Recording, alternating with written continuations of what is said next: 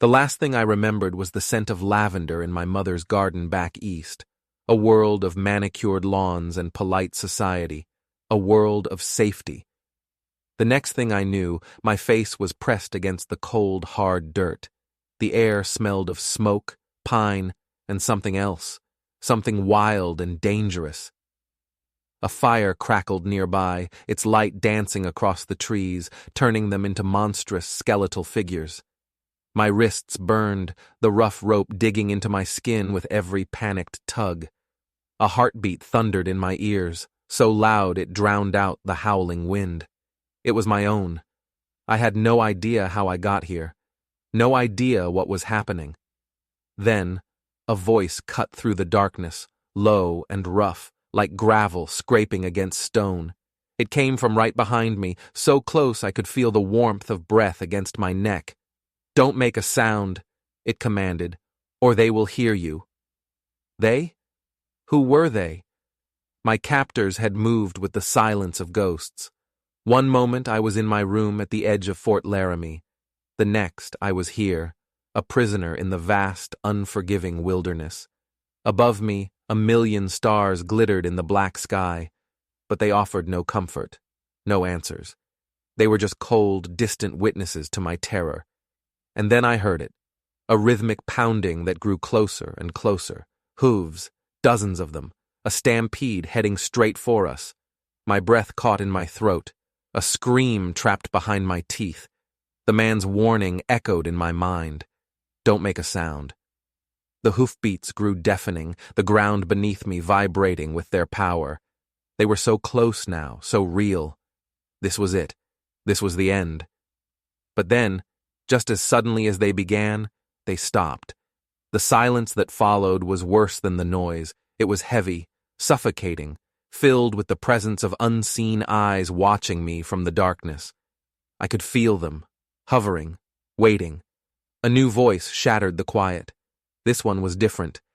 It dripped with authority, with a power that sent a fresh wave of fear through me. It was the voice of a leader. "Bring her forward." My heart didn't just skip a beat. It felt like it stopped entirely.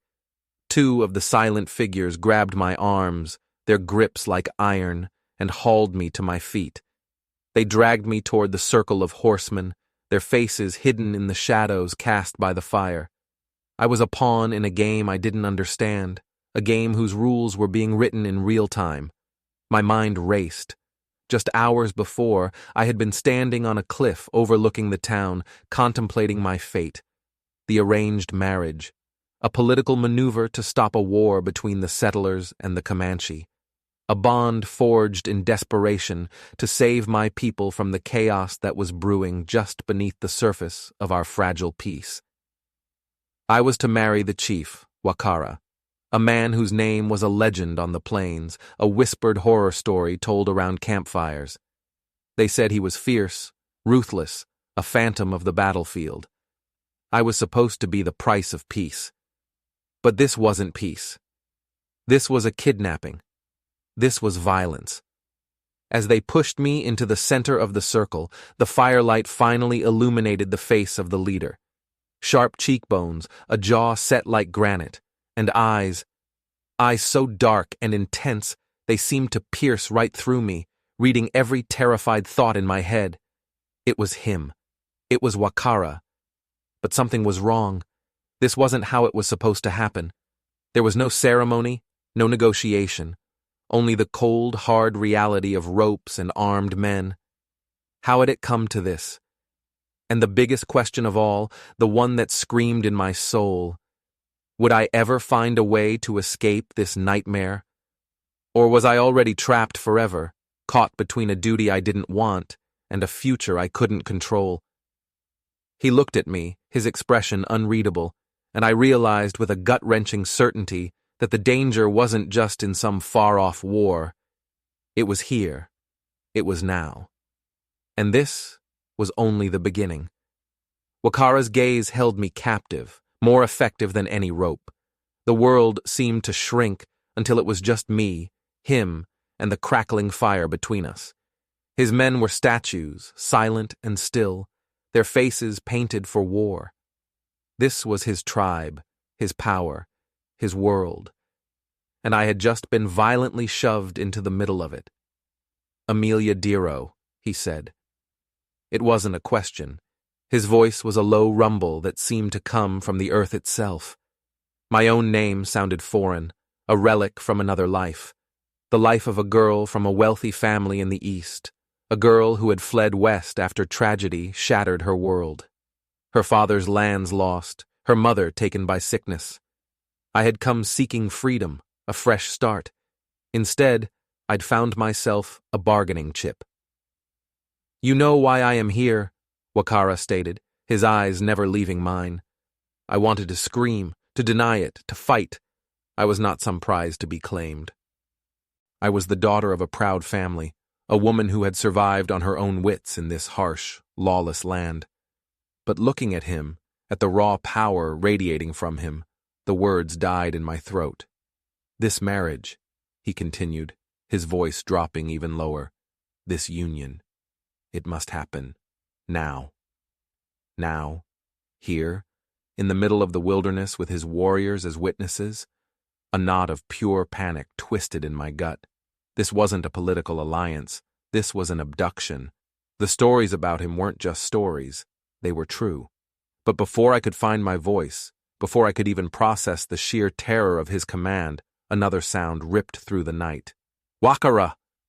The shout echoed from the darkness beyond the firelight. Every warrior tensed. Horses shifted nervously. A new rider galloped into the clearing, his face a mask of pure fury. He was young, barely a man, but his eyes burned with a hatred that was ancient. And right behind him rode another figure, an older man, his face a road map of scars and wrinkles, his presence radiating an authority that rivaled even Wakara's. I recognized him instantly. Everyone in Fort Laramie knew of him. It was Chief Hokan, the leader of the rival Comanche faction, the man locked in a bitter, bloody feud with Wakara's people for generations. My blood ran cold. This wasn't just about me and Wakara anymore. This was a clash of titans, and I was standing directly in the epicenter. Wakara's expression darkened, his hand moving slowly, almost casually, to the hilt of the knife at his waist. He didn't look at Hokan. He kept his eyes locked on me, as if to say, "You are mine." "You come to my lands," Hokan spat, his voice like gravel. He brought his horse to a halt, his warriors fanning out behind him, creating a tense standoff. "You think you can just take her? You think you can claim the key and walk away?" The key? What was he talking about? My mind reeled. I was supposed to be a bride, a symbol of peace, not a key. Wakara finally turned his head, a slow, deliberate movement. "I take what I am owed," he responded, his voice dangerously calm. "The woman is part of the agreement." Hokan let out a harsh laugh that held no humor. "The agreement is a lie, and you know it. You don't want peace. You want the Stone of the Ancients." Stone of the Ancients? The words meant nothing to me, but they hung in the air with immense weight. The warriors on both sides shifted, their hands tightening on their weapons. The air crackled, thick with the promise of bloodshed. I looked from Wakara's cold, unyielding face to Hokan's burning rage. I was a pawn. But not in the game I thought. This was older, deeper, and far more dangerous. "The woman is mine," Wakara repeated, his voice dropping to a deadly whisper. "Stand in my way, Hokan, and your people will pay the price in blood." The wind howled, whipping the flames of the fire into a frenzy. Hokan's men dismounted, their weapons drawn, forming a wall of hostility. The moment stretched, thin and brittle, ready to snap. "You think this is over?" Hokan roared, his eyes blazing. "This is war!" The words were a death sentence. The war I was meant to prevent was about to ignite, right here, right in front of me, and I was the spark. In the chaos, a hand grabbed my arm. It wasn't rough like my captors had been. It was firm, urgent. I spun around to see one of Wakara's warriors, the one who had been riding beside me. He was young, his eyes intense. His name was Zion. "Come with me," he hissed, his voice barely audible over the rising shouts. "Now, while they are distracted."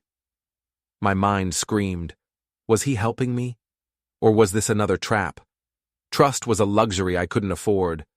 But as I saw Wakara draw his knife and Hokan raise his war lance, I knew I had no other choice. Staying here meant death. Zion pulled me back, away from the firelight, into the deeper shadows of the trees. The world was breaking apart around me, and I was running, stumbling through the darkness, away from two chiefs ready to tear each other apart for a prize I didn't even understand. And I had a horrifying thought. Maybe they weren't fighting over me. Maybe they were fighting over something I had. The night was a blur of shadows and thorns. Zion dragged me through the dense underbrush, his grip like a vice on my arm. Behind us, the shouts of war erupted, the clash of steel ringing through the cold air. I didn't dare look back. Every instinct screamed at me to just keep running, to put as much distance as possible between myself and that clearing of fire and death. We rode for what felt like an eternity. The moon was a pale, broken sliver in the sky, offering no light and no comfort. The relentless rhythm of our horses' hooves was the only sound, a frantic counterpoint to the wild beating of my own heart. I was a captive, not a companion, but Zion wasn't treating me like a prisoner. He was treating me like cargo, precious and urgent. My mind couldn't stop replaying Hokan's words. The key, the stone of the ancients. It was a puzzle with pieces I didn't know I had. Why did they think I was connected to some mythical stone? My family was from the East, merchants and landowners. We had no history with Comanche legends or ancient artifacts. It made no sense. Just as the sun began to hint at its arrival, staining the eastern sky a bruised purple, we reached our destination. It wasn't a village or a town. It was a hidden camp, a wretched collection of tents and lean-tos nestled between jagged rock formations, a place that seemed to exist outside of any law. The air smelled of stale whiskey and desperation. Outlaws, deserters, men with no names and dark pasts watched us ride in, their eyes cold and hungry. This was a den of vipers, and Wakara had brought me right to its heart. What was his real plan? This wasn't the action of a man seeking a peaceful alliance. This was the action of a man hiding something. Wakara's men dismounted, their movements efficient and weary. He gestured toward a thin, dirty blanket on the ground near a dying fire. "Rest," he commanded, his voice flat, devoid of any emotion. "We leave at dawn." He turned his back on me, dismissing me as if I were no more than a piece of luggage. I wanted to scream, to demand answers, to throw the filthy blanket in his face, but the look in his eyes when he'd faced Hokan, that was a look that promised violence without a second thought. I was a prisoner, and my survival depended on being a quiet one, for now. I lay on the rough ground, the sounds of the camp a low, menacing hum around me. I was so far from home, so far from everything I'd ever known. Trapped. But as I stared up at the fading stars, a defiant spark flickered within me. I was not going to be a victim. I had survived the loss of my family, the journey west, the harshness of the frontier. I would survive this. I had to. I remembered something then, a secret I had guarded my entire life.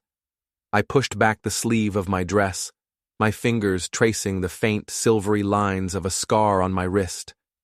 It was an old mark, one I'd never told anyone about, a relic from a past I had tried to forget, a forbidden secret. What was the price of peace? I had thought it was my freedom, but maybe it was something more, something I didn't even know I possessed. A shadow fell over me. I looked up, my pulse quickening. It was Zion. He crouched down, his movements silent, his eyes scanning the camp to make sure no one was watching. "You want to know the truth about this journey?" he whispered, his voice so low I could barely hear it. My heart hammered against my ribs. The truth? After a day of lies and violence, the word itself sounded dangerous. Was this another game? Another layer in the web of deceit that was suffocating me? "What truth?" I whispered back, my voice trembling. He hesitated, his face a mask of conflict in the dim, pre-dawn light. "You think you are here for a marriage? You are not. Hokan and Wakara, they are not just fighting over territory." He leaned closer, his next words changing everything. "They are fighting over a map that leads to the stone." "A map?" My mind went blank. "And you," he finished, his eyes dropping to my wrist, to the sleeve that covered my scar. "You are the map." The world tilted on its axis. My scar. The strange, swirling pattern I had dismissed as a childhood injury. It wasn't an accident. It was a design. It was a map. My own skin held the secret that was tearing this land apart. Before I could ask another question, before I could even breathe, Zion melted back into the shadows, leaving me alone with a truth that was more terrifying than any nightmare. I wasn't just a pawn in their game. I was the board itself. The desert sun was a merciless hammer, beating down on us with relentless fury. Every muscle in my body ached, but the physical pain was nothing compared to the storm raging inside my head. You are the map. Zion's words echoed with every hoofbeat. I kept my sleeve pulled down tight, but I could feel the scar on my wrist, feel it thrumming with a terrible new significance. My entire life, I had seen it as a flaw, a faint, ugly mark from a forgotten fever dream. Now, I knew it was a brand, a secret my own skin had been keeping from me. Who did this to me? And why? My father? He had been a man of books and ledgers, not secret maps and ancient stones. It was impossible. And yet, the memory of his frantic last days before his accident came flooding back. The locked study, the burned papers, the fear in his eyes. He hadn't been just a landowner. He had been hiding something. He had been running from something. And he had marked me, his own daughter, to carry his secret. Wakara rode ahead, a stoic silhouette against the blinding sun. He hadn't spoken a word to me since the camp. Did he know? Did he look at me and see a woman, or just a living, breathing treasure map he needed to decipher? The thought sent a chill down my spine despite the searing heat. I glanced at Zion. He rode with his face set, his eyes constantly scanning the horizon. Was he my ally? His warning had saved me from my own ignorance, but it didn't feel like a gesture of friendship. It felt like a strategic move. He was playing his own game, and I was still just a piece in it. He caught my eye, and for a split second, I saw something flicker in his expression. Urgency. Warning. He gave a tiny, almost imperceptible shake of his head, then looked away. He was telling me to be patient, to keep playing my part. Hours later, the landscape began to change. The barren, sandy plains gave way to a series of rocky canyons, the earth turning a deep blood red. Wakara led us into a narrow pass, the canyon walls rising high on either side of us, blocking out the sun. The sudden coolness was a relief, but it was also suffocating. It was a trap, the perfect place for an ambush. My heart began to pound a frantic rhythm against my ribs. This was it. Something was about to happen. Wakara raised a hand, bringing our small party to a halt. The silence was absolute, unnatural. Even the wind seemed to be holding its breath. Wakara's head was cocked, listening. His warriors drew their weapons, their faces grim. They knew it too. Then the world exploded. A volley of arrows rained down from the canyon rim above. Horses screamed and reared. One of Wakara's men fell from his saddle with a sickening thud, an arrow sprouting from his chest. Chaos erupted. Steel clashed against steel as figures rappelled down the canyon walls, dropping into our midst like spiders. But these weren't just Hokan's warriors. Among the painted faces and leather armor were other men, white men, dressed in dusty, nondescript clothing, but they moved with a discipline that screamed of military training. They weren't settlers or outlaws, they were professionals. Zion's warning slammed back into me. A third faction. He hadn't been lying. "Amelia, get behind me!" Zion shouted, his voice cutting through the din of battle.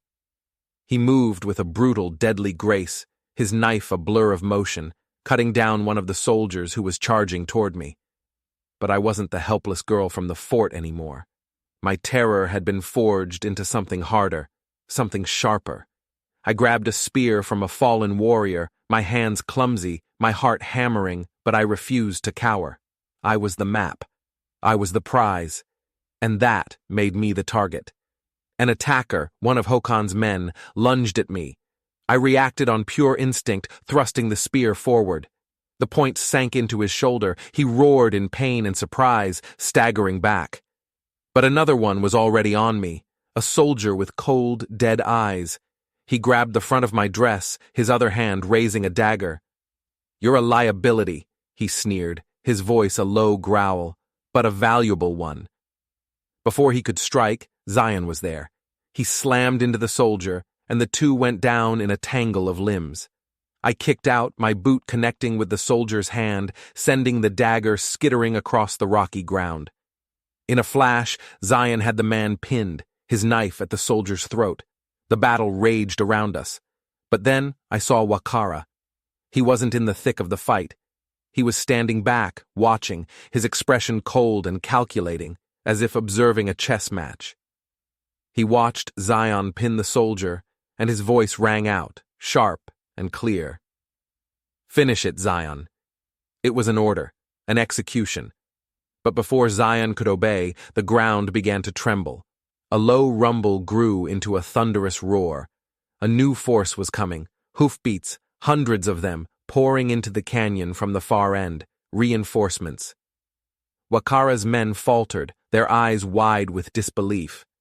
Hokan's warriors and the mysterious soldiers paused, turning toward the new threat. "Retreat!" Wakara bellowed, his composure finally breaking. "Fall back!" But it was too late. The canyon was flooded with new riders, and they weren't with Hokan. They weren't with Wakara. They were a new army. Zion grabbed my arm, pulling me toward the cover of some rocks. "We have to go. Now!" But as he pulled me to safety, I saw it. I saw something that made my blood freeze in my veins.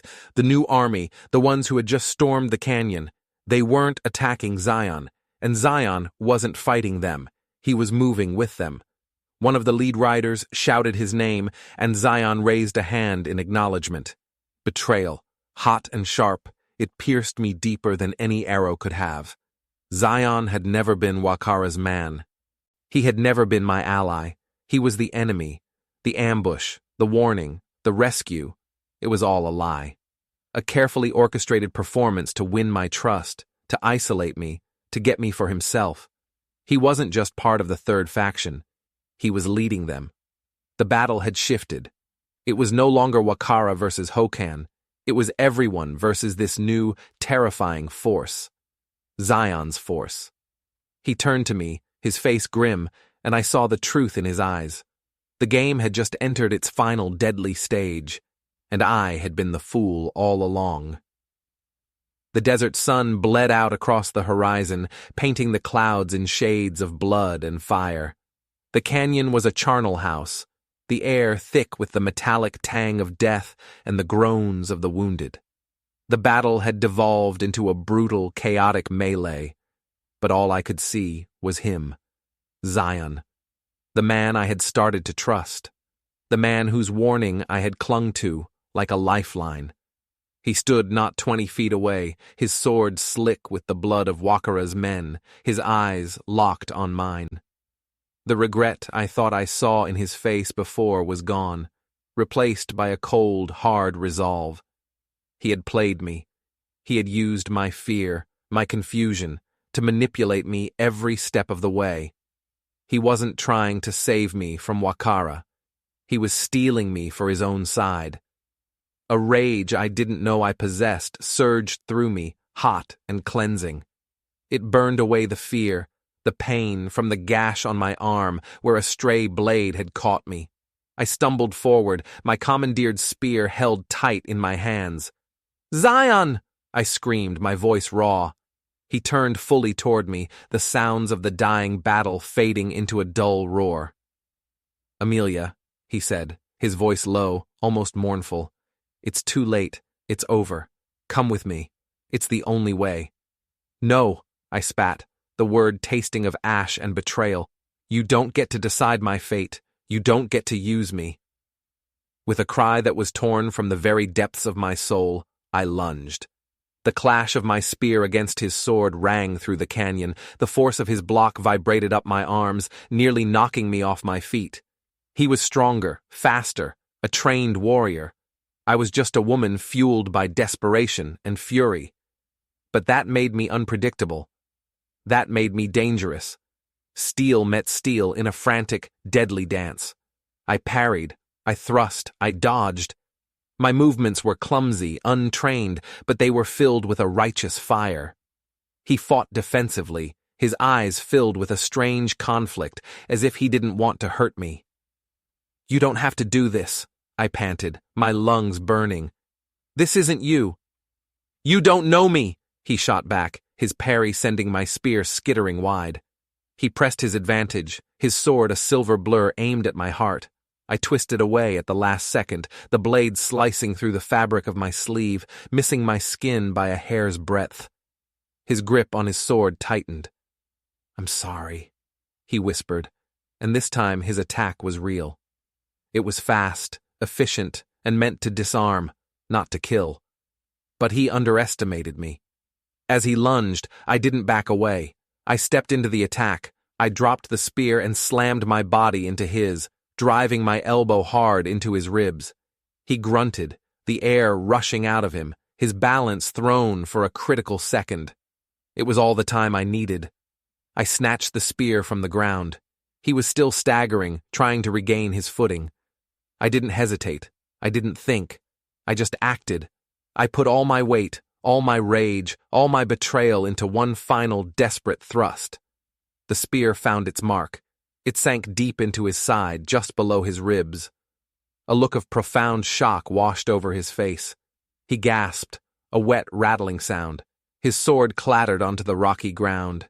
His wide eyes met mine, and in them I saw a universe of things I couldn't name: regret, pain, and something else. Something that looked horribly like relief. Then his eyes rolled back, and he collapsed. Silence. I stood over him, panting, my body shaking uncontrollably. The sounds of the battle had died down. A few skirmishes were still happening at the edges of the canyon, but the main fight was over. Wakara and the last of his men were gone, having fled into the rocks. Hokan's forces were decimated. Zion's army stood victorious, but their leader lay bleeding at my feet. I had done it. I had killed him. A figure approached me, moving with a quiet grace through the carnage. It was a woman from Zion's army, her face fierce and her eyes sharp. I had seen her directing the soldiers during the fight. She stopped a few feet away, her gaze falling from my face to Zion's still form. "You did what you had to do," she said, her voice steady, offering no judgment, only a statement of fact. Her name was Aliyah. I couldn't reply. Grief, relief, and a soul-crushing guilt warred within me. Had he really been a monster? Or was he, like me, just a pawn in an even bigger game I still couldn't see? As Aliyah helped me turn away from the body, from the ruin of the battle, I knew one thing for certain. The fight was won. But the war had just begun. And as the last rays of sunlight vanished from the sky, a shadow stirred on the canyon rim high above. Someone was watching us. Someone who hadn't taken part in the fight. They had just been waiting to see who would be left standing. The battlefield lay silent, a graveyard under the cold, indifferent stars. The echoes of war had finally faded, leaving only the whisper of the wind through the canyon. I stood amidst the wreckage, my body a tapestry of bruises and cuts, my soul aching with a weariness that went bone deep. At my feet, Zion's body lay still, his face frozen in an expression of sorrowful peace. I had won. I had survived. But the victory felt like ashes in my mouth. The questions he had left behind were a poison seeping into my thoughts. Was he a traitor? Or was there a truth I had killed before I could understand it? Aaliyah, the woman who had taken command of Zion's army, placed a steadying hand on my shoulder. Her touch was firm, grounding. "We must go," she said, her voice low. "This place is a tomb." I could only nod, my throat too tight for words. Grief was a strange, hollow thing. I had hated him for his betrayal, but in his death, I felt a profound sense of loss. He was the only other person who knew the truth about the map on my wrist. Now, I was alone with the secret again. We left the canyon of death behind us, stepping into an uncertain future. Aaliyah's warriors were efficient, gathering the wounded and securing the pass. They treated me with a strange mixture of awe and caution. I was the woman who had killed their leader. I was an unknown quantity. Back at their hidden camp, which was far more organized and disciplined than Wakara's den of outlaws, I was given a tent, clean water, and bandages. Aaliyah tended to the gash on my arm herself, her movements gentle but precise. "Zion spoke of you," she said quietly, her eyes focused on her work. "He said you were strong, stronger than you knew." "He lied to me," I whispered, the words ragged. "He used me." Aaliyah paused, her dark eyes meeting mine. "He did what he thought was necessary to get you away from Wakara and Hokan. They would have bled you dry for the stone's power. Zion, he had a different purpose." "What purpose?" I demanded, my voice gaining strength. "What is this stone everyone is willing to die for?" Aaliyah finished tying the bandage and sat back, her expression unreadable. "It is not a stone," she said softly. "It is a seed, a gift from the stars that fell to earth generations ago. It can bring life to the desert, or it can be turned into a weapon of unimaginable destruction. Our tribe, Zion's tribe, we are its protectors. We have kept it hidden for centuries." The pieces started to click into place, forming a picture far more complex and terrifying than I had imagined. "And the map? On my wrist?" "It was put there by your father," Aaliyah confirmed, and my world tilted once more. "He was not the man you thought he was, Amelia. He was a member of a secret society from the East, the Order of Providence. They have been hunting the seed for decades. They want its power." My father, a member of a secret order. It was the stuff of penny dreadful novels, not my life. "But he had a change of heart," Aaliyah continued. "He saw the darkness in the Order's ambition. He stole the map of the seed's location and fled west, hoping to find us, the protectors, to keep the seeds safe. But the Order found him first. Before they killed him, he found a way to pass the map on to the one person they would never suspect. Me. He hadn't marked me. He had saved me, and he had entrusted me with a secret that had cost him his life." "Zion's mission was to find you," Aaliyah explained, "to bring you to us before Wakara could use you to find the seed for his own desperate ends, or Hokan could seize it for conquest or worse, before the Order could reclaim their map." The betrayal I had felt was a lie. Zion hadn't been my enemy. He had been my guardian, and I had killed him. The realization was a physical blow, knocking the air from my lungs. The spear I had driven into his side had been a tragic, horrific mistake. "Then who?" My voice cracked. "Who leads the Order now? Who is hunting me?" Aaliyah's face grew grim. "A man your father once called a friend. A ruthless, brilliant man who now leads their hunt. His name is Alistair Finch." Alistair Finch. The name hit me like a physical blow. I remembered him. a charming, sophisticated man who used to visit our home in the East. He had always been kind to me, bringing me sweets and telling me stories. He had mourned with me after my father's accident. And he had been hunting me all along, the shadow I had seen on the canyon rim. It must have been him, watching, waiting, letting his enemies weaken each other before he made his move. My grief for Zion solidified into something new, a cold, hard resolve. Finch had taken my father. He had manipulated this entire conflict. He had turned me into a killer. I would not let him win. I looked at Aliyah, the protector of a sacred trust, the sister of the man I had wrongly killed.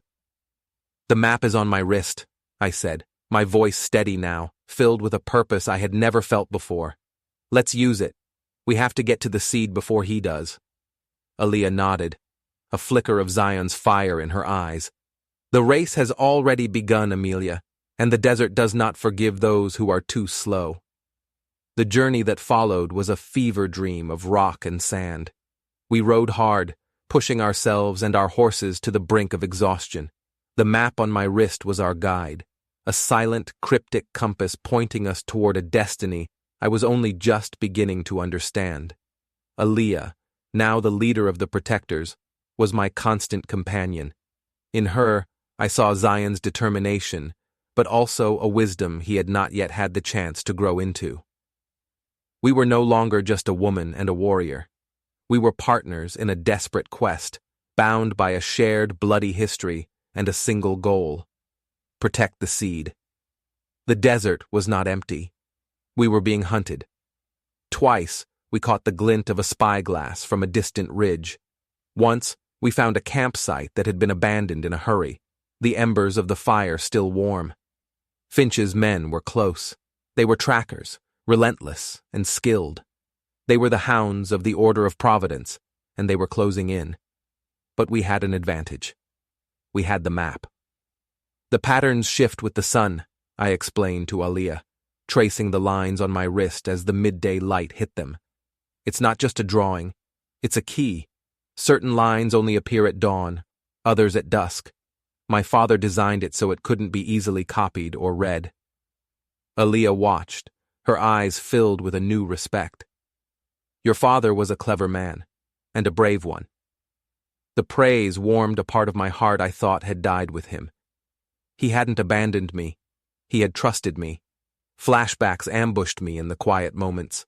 Memories of Alistair Finch in my father's study, their voices low and intense. I remembered Finch's smile, how it never quite reached his cold, calculating eyes. I remembered him asking me about the game my father was teaching me, a game of symbols and stars. He hadn't been a friend. He had been an inquisitor, patiently trying to extract the secrets my father was hiding. The man who had brought me candy was the man who had orchestrated my father's murder. The thought fueled my resolve, turning my fear into a weapon. Our race against Finch was also a race against Wakara. We found tracks from his small, surviving war party. He was wounded, his forces depleted, but he wasn't giving up. Aliyah explained his desperation. A blight was slowly killing his people's lands, a strange sickness that withered crops and poisoned the water. His shamans believed the seed was the only cure. He wasn't a villain driven by greed. He was a leader driven by love for his people, a tragic figure in a war with too many fronts. "He will not stop," Aliyah said, her gaze fixed on the horizon. "For him, this is a matter of survival." One evening, as we made a cold camp in the shelter of a rock outcropping, one of Aliyah's scouts returned, his face pale. "They are here," he whispered. "Not just Finch's men, Hokan. He has joined them." Aliyah swore under her breath. "Finch is a master of manipulation. He must have promised Hokan the seed's power as a weapon, preying on his hatred for Wakara." Our situation had just gone from desperate to impossible. We were caught between two armies, both of them converging on our position. "The map," I said, my voice urgent. I held my wrist up to the last rays of the setting sun. A new set of lines glowed faintly on my skin, lines I had never seen before. They pointed not to a canyon or a mountain, but down, into the earth itself. It's here. We're right on top of it. It's a cave, behind the waterfall. We scrambled toward the sound of rushing water we had mistaken for wind. There, hidden behind a shimmering curtain of water, was a dark opening in the rock face. The entrance to the sanctuary, the final resting place of the seed of the ancients. We had made it. But as we slipped behind the waterfall into the cool darkness of the cave, we heard the shouts behind us, the thunder of hooves. They had found us. The race was over. The final battle was about to begin. The cave was a cathedral of stone, vast and echoing. In the center of the cavern, resting on a natural stone pedestal, was the seed. It wasn't a rock or a gem. It was a pulsating, crystalline object the size of a man's heart, emitting a soft, ethereal blue light that illuminated the entire cave. It hummed with a low, resonant energy that vibrated through the soles of my feet. It was beautiful, and it was terrifying. Scattered around the pedestal were my father's belongings, a bedroll, a small chest, and a leather-bound journal. He had lived here. He had protected this place. But we had no time. Shouts echoed from outside the waterfall. "Spread out! Find the entrance! She's in here!" It was Finch's voice, polished, cultured, and utterly chilling. "We can't fight them all," Aaliyah said, drawing her weapon. Her handful of protectors formed a defensive circle around the seed. "You must read the journal. Your father must have left instructions, a way to defend this place." I grabbed the journal, my fingers trembling as I flipped through the familiar handwriting. It was filled with scientific observations about the seed's energy, sketches of celestial alignments, and frantic, paranoid entries about the order. And then I found it. The last entry. "My dearest Amelia, if you are reading this, I have failed, but you must not. The seed is not a source of power, but a living battery. It absorbs and reflects. It can be overloaded. The crystal lattice can be destabilized by a specific sonic frequency. A song my own mother used to sing to me. A lullaby I sang to you as a child. The song is the key. The song is the weapon. Forgive me. The lullaby. A simple, haunting melody I hadn't thought of in years. It was our family's secret. A song passed down through generations. Just then, they burst through the waterfall. Finch stood at the front, a cruel smile on his handsome face. He was flanked by his soldiers, and behind them, Chief Hokan and his warriors, their faces painted for war. "Amelia," Finch said, his voice dripping with false warmth. "My dear girl, you have led me on quite a chase, but the game is over. Hand over the artifact." "It doesn't belong to you, Alistair," I shot back, my voice echoing in the cavern. His smile vanished. "It belongs to those with the vision to use it, something your father lacked in the end. A pity. He was a brilliant man, but sentiment made him weak." He took a step forward. "He told me how he killed him, you know. It wasn't an accident. I was there. I watched him fall." The cold confirmation of my deepest fears sent a wave of ice through my veins. Hokan stepped forward, his eyes blazing with greed. "Enough talk! Give me the stone!" "Patience, Chief," Finch said dismissively. "You'll get your weapon." That was all Hokan needed to hear. The betrayal dawned on his face. "Weapon? You told me it would heal my lands." Wait, heal his lands? Not Wakara's? And then, from another hidden entrance to the cave, he appeared. Wakara, battered, bleeding, but alive. He lied to you, Hokan, as he lied to us all. The cave was now a powder keg with 3 lit fuses. Finch's men raised their rifles. Hokan's warriors raised their lances. Aaliyah's protectors stood firm. And then, everything exploded. Aaliyah and her protectors engaged Finch's men with a fury born of desperation. Wakara, with a mighty war cry, launched himself at Hokan. The two chiefs, bitter rivals, finally met in a clash of steel and hatred. The cave became a whirlwind of violence, the blue light of the seed painting the chaos in ghostly hues. Finch ignored the fighting, his eyes fixed on the prize. He started toward the pedestal. "No!" I screamed. I knew what I had to do. I closed my eyes, took a deep breath, and began to sing. The lullaby. It was quiet at first, a fragile thread of sound in the chaos. But the seed responded. Its light began to flicker, the low hum rising in pitch. The crystal started to vibrate violently. Finch stopped, his eyes wide with confusion and alarm. "What is this? What are you doing?" The song grew louder, stronger, my voice filled with all the grief and rage I had carried. The sonic frequency was building. The cave itself seemed to shake. Aaliyah saw what was happening and shouted to her protectors. "Fall back! To the entrance!" Wakara, seeing his chance, disarmed Hokan, but didn't kill him. "Finch is the enemy!" he yelled over the rising crescendo. Hokan, his face a mask of fury at his betrayal, turned his glare toward Finch. Finch, in a panic, lunged for the seed. "It's mine!" At that moment, Hokan charged, slamming into Finch and driving him away from the pedestal. The two men went down, grappling on the stone floor. I sang the final note. There was no explosion, no bang, just a flash of brilliant, silent white light. A pulse of pure energy erupted from the seed. It didn't destroy. It transformed. The light washed over Finch and his soldiers. In an instant, their movements froze. Their skin hardened, turning a mottled gray. Their expressions of greed and violence were permanently etched onto their faces. They became stone, lifelike statues trapped in their final moments of evil. The light faded. The seed's glow dimmed to a soft, peaceful pulse. It was inert. The energy was spent.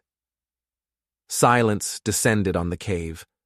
Hokan stood over the stone form of Alistair Finch, his chest heaving. He looked at Wakara, then at me. Without a word, he turned and led his few remaining warriors out of the cave. The war between them was over, ended by a common enemy and a shared betrayal. Wakara walked toward me, his gaze falling on the inert seed. The cure for his people was gone. But he didn't look angry.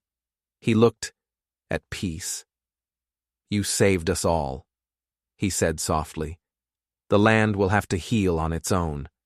And it will. Now that the source of its poison is gone." He was right. The true sickness had never been the blight.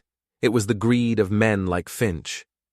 Standing there, in the quiet of the cave, surrounded by the silent statues of our enemies, I was no longer Amelia Dero, the runaway from the East. I wasn't a pawn, or a key, or a map. I had found my own power. I had used my father's knowledge and my mother's song to bring justice. I chose to stay, not as a chief's wife, but as a friend. As a guardian alongside Aaliyah and Wakara, to ensure the seed remained safe and the balance was kept. My past was a part of me, but my future was here, in this wild, beautiful land that I now called home. I had found my purpose not in escaping my fate, but by facing it head-on. The story of the woman who sang stone into men became a legend on the plains, a whispered tale of how a great evil was silenced not by a sword, but by a song. If you enjoyed this story, don't forget to like, subscribe, and hit that notification bell, because there are always more forgotten stories hidden in the shadows, just waiting to be told.